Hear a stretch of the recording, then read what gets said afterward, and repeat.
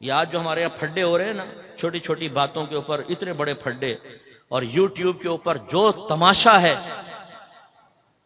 मैं आपको तो अर्ज करूंगा और सब जो सुनने वाले हैं कि इस लानत में खुदारा आप मुब्तला मत होइएगा कि किसी एक की अकीदत में आप दूसरे किसी सुन्नी आलिम के वो को जलील करें, उसको बेइज्जत करें और उसकी इज्जत की धज्जियां बखेरना अपने लिए जायज और बिल्कुल हलाल समझें। हो सकता है जिससे आप अकीदत रखते हैं वो फिक्री या इल्मी इख्तिलाफ से खता पर हो और सामने वाला हक पर हो। पॉसिबल है ना? आप उलमा हैं, आपने पढ़ा है कि जब इख्तिलाफ हम पढ़ते हैं तो हम कहते हैं हो सकता है इस मसले में इमाम आजम रदी अल्लाह तआला अन्हु मुसीब हों, इमाम शाफी मुख्ती हों, और यह भी हो सकता है कि इमाम आजम रदी अल्लाह तआला अन्हु से इज्तिहादी खता हुई हो, इमाम शाफी हक पर हों, लेकिन हम इमाम आजम के मुक़ल्लिद हैं, हम उनकी पैरवी करेंगे। पॉसिबल है, हो सकता है। अब आप गौर करें कि वो मुत्तबे कितने खतरे में है कि अगर उसका बड़ा किसी इल्मी खता में मुब्तला होकर ना हक को हक कह रहा है और सामने वाला हक कह रहा है कुरान और हदीस के मुताबिक, लेकिन उसकी अकीदत ये कहती है कि चाहे वो कुरान बयान कर रहा हो, हदीस, तेरे बड़े ने जो कहा है उसको मानना है, तो वो हक कुरान और हदीस के खिलाफ बोलेगा और अपना ईमान तबाह कर बैठेगा। अब ये हो रहा है, अपने मुत्तबईन को अपने लिए इस्तेमाल किया जा रहा है ढाल बनाकर, और सुन्नियत के परख से उड़ रहे हैं। और किन मसलों में? जो हमारे अकाबरीन, हमारे उलमाए अहले सुन्नत के दरमियान मुसल्लमा चीजें थी, उन पर बहसें हो रही। हक चार यार कहना सही है कि नहीं, इसमें मुनाजरे हो रहे हैं बड़े बड़े। अरे भाई यार, कहना कहो, नहीं कहना नहीं कहो, ये कोई इतनी इल्मी बहस है कि इसमें लंबे लंबे मुनाजरे, लाखों रुपए उसमें खर्च करके और मुकाबला। अगर करना भी हो तो टेबल टॉक होनी चाहिए। इल्मी इख्तिलाफ, जैसे मैंने कहा, ये बुरा नहीं होता, टेबल टॉक। ये देखिए अवाम हमारे इख्तिलाफ को किस नज़र से देख रही है।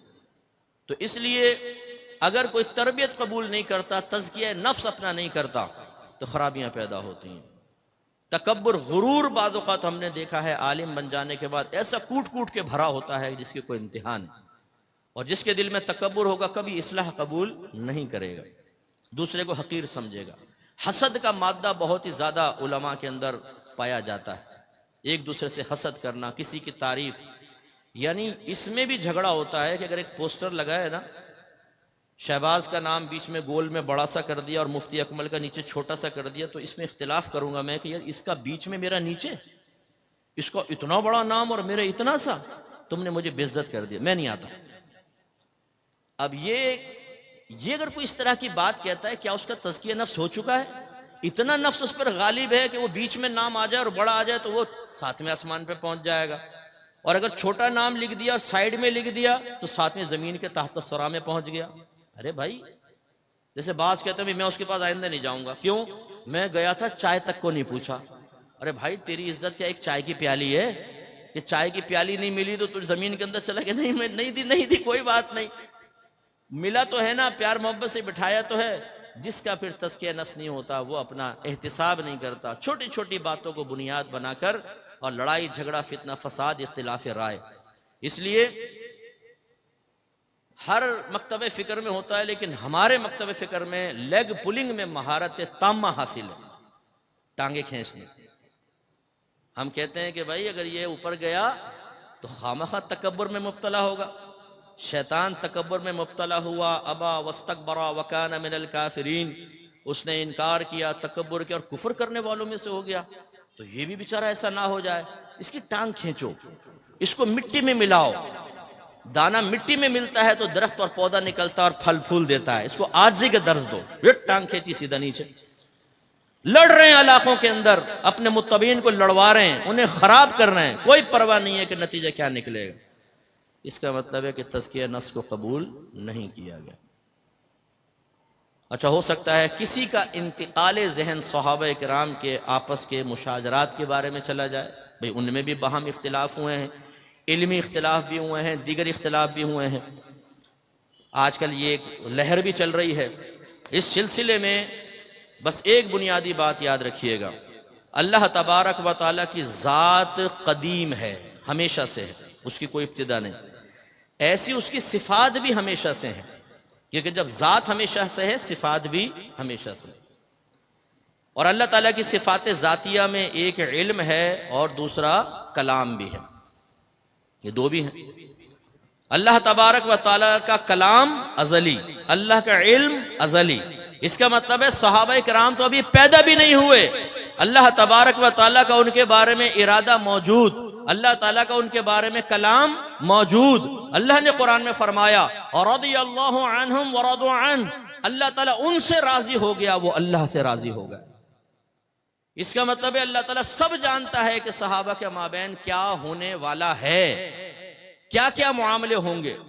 इसके बावजूद अज़ल से ऐलान फरमाया अल्लाह उनसे राजी और वो अल्लाह से राजी। इसलिए अल्लाह ने उनके लिए चूंकि रिज़ा का ऐलान कर दिया तो उनकी तरफ तो तवज्जो करनी नहीं चाहिए, हमें अपनी तरफ तवज्जो करनी चाहिए। हम क्या कर रहे हैं? आपस में एक दूसरे के गरीबान पकड़ के झंझोड़ना और उस इख्तिलाफ को खत्म ना करना और फिर ये कहना मैं तो ये कुत्ता कमीना हूं। अरे भाई, ये आर्जी के अल्फाज कहने का क्या फायदा, मैं कुत्ता कमीना हूं। सामने वाले को आप माफ करने के लिए तैयार नहीं, उसे बड़ा समझने के लिए तैयार नहीं, उसे पांव की जूती की मिसल आपने समझा हुआ है, उससे हाथ तक मिलाने के लिए आप तैयार नहीं हैं, कुत्ते कमीने। आर्जी तो ये है कि आप कहेंगे यार तुम मुझसे अफजल हो, मैं तुमसे कमतर हूं, मेरी गलती होगी, तुम्हारी नहीं, मुझे माफ कर। मेरे आका सल्लल्लाहु अलैहि वसल्लम ने इरशाद फरमाया किसी मुसलमान के लिए जायज नहीं कि अपने दूसरे मुसलमान से 3 दिन से ज्यादा नाराज रहे, और इनमें अफजल वो है जो सलाम में पहल करे। और एक रिवायत में अगर सलाम में पहल करता है और दूसरा उसको कबूल नहीं करता तो फिर गुनाह और वबाल उस पर है। लेकिन हमारा कल्बी तकब्बुर इतना बड़ा होता है, मैं मिलूं, मैं जाके हाथ मिलाऊं, मैं उससे माफी मांगू, ये मैंने हमें तबाह कर दिया। गलत चीज। आप आलिम बन रहे हैं, आप लोग अगर अपने क्लास के किसी मसले को कि तूने मेरी शिकायत की थी ना शहबाज साहब से, बेटा अब आलिम बनने दे, अब बताता हूं तुझे, मैं अपनी मस्जिद में हर जुमे में तेरे बारे में ना तेरे खिलाफ बोलूं ना फिर बोलना। लीजिए भाई, आप पहुंच गए, अब अपने हथियार संभाल के, छुरियां तेज करके। अल्लाह ने इज्जत दी थी कि उसको इस्तेमाल करके लोगों को नफ्स शैतान से बचाओ। अल्लाह ने वक़ार दिया था कि लोगों के जहनों को पाकीज़ा करो। अल्लाह ताला ने मकाम इज्जत पर बिठाया था कि लोगों को अपने गिर्द करके उन्हें अल्लाह के करीब करो। आपने छुरियां तेज कर ली अपने तमाम बातनी खबासतों को पूरा करने के लिए। नतीजा क्या निकलेगा? जितना अल्लाह तबारक व ताला ने किसी के लिए अज़ली फैसला कर चुका है या किया हुआ, उससे ज्यादा आप कुछ नहीं कर सकते। नबी करीम सल्लल्लाहु अलैहि वसल्लम ने हजरत इब्न अब्बास रदियल्लाहु ताला अन्हुमा से फरमाया कि इब्न अब्बास, अगर सारी दुनिया तुझे नफा पहुंचाने पर जमा हो जाए तो उतना ही नफा पहुंचा सकती है जितना अल्लाह ने तेरी किस्मत में लिखा है, और अगर ये सारे तुझे नुकसान पहुंचाने पर मुज्तमे हो जाएं तो उतना ही नुकसान पहुंचा सकते हैं जितना अल्लाह ने तेरी किस्मत में लिखा। कितना नुकसान पहुंचा लेंगे आप? करो गीबतें, करो चुगलियां, खींचो टांगे, करो किसी के मुत्तबे को उसके मतबू से बदजन, कितना कर लोगे भाईजान? उतना ही कर लोगे जितना अल्लाह ने किस्मत में लिखा है। लेकिन नतीजा क्या निकलेगा? तुम जलील और रुस्वा हो जाओगे आखिरत में। बाद औक़ात अल्लाह तबारक व तआला, मैं हमेशा ये कहता हूं, ये इससे डरना चाहिए, मुझे भी डरना चाहिए। ये अवाम बैठी है ना, हो सकता है इनमें से कोई मुझसे ज्यादा अल्लाह की बारगाह में मकबूल हो, और मैं अपने जाती मफाद की वजह से, जाती मफाद, दीनी मफाद नहीं, उसमें नाराजगी बिल्कुल हक और सच है और मेरे आका सल्लल्लाहु अलैहि वसल्लम की सुन्नत है। लेकिन हो सकता है मैं जातियात की खातिर किसी को आम समझते हुए उससे इंतकाम लेने की कोशिश करूं और वो अल्लाह की बारगाह में मुझसे ज्यादा मकबूल हो, तो गोया कि मैं अल्लाह के एक मकबूल और महबूब बंदे के खिलाफ कार्रवाई कर रहा हूं। उसकी तबाही नहीं होगी, तबाही मेरी होगी। ये क्यों नहीं सोचते हम उलमा कि यार मैं उसके खिलाफ गीबत कर रहा हूं, चुगली कर रहा हूं, उसके टांगे खींच रहा हूं, क्या आपके पास कोई सर्टिफिकेट है? क्या अल्लाह ने आपसे वादा कर लिया है कि आप ज्यादा मकबूल हैं, वो गैर मकबूल है? आप अल्लाह के ज्यादा प्यारे हैं, वो कम प्यारा है? हो सकता है वो ज्यादा प्यारा हो सकता है वो ज्यादा अल्लाह की बारगाह में मकबूल हो, और आप उसकी गीबत कर रहे हैं, आप उसकी चुगली कर रहे हैं, आप उससे वाबस्ता लोगों के जहन खराब करते हैं, उनके दिलों में नफरत के बीज डालते हैं। मुझे दयानतदारी से जवाब देंगे आप सब, ये काम इंसान का है कि शैतान का? जोर से बोले। ये शैतान का काम है, नफरतें पैदा करना, एक दूसरे से जुदा करना, किसी की बनी बनाई इज्जत को खराब करने की कोशिश करना।